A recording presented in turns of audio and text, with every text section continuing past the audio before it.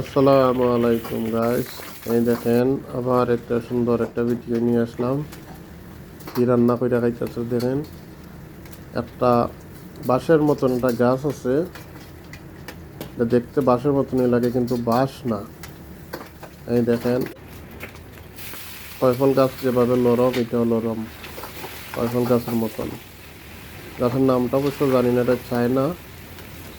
আমি জিজ্ঞাসা করছিলাম, বুঝলা গেছি এটা তাদের বাসায় নাম কইছে, কিন্তু এটা ইটালিয়ানে খায় না, এটা চায়নারা খায়। এই যে মাংস দিয়ে রাঁধছে, এই দেখেন গাজর দিছে, মাংস দিছে। এই গাছটা বেশি বেশি খায় তারা। এখন পার্সেল দিয়ে দিব আপনার জন্য। তোমরা একটা ভিডিও নিয়ে আসলাম, ভালো লাগলে লাইক, কমেন্ট, শেয়ার, সাবস্ক্রাইব করবা, আমাকে সাপোর্ট করবা, সবাই আমার পাশে থাকবা।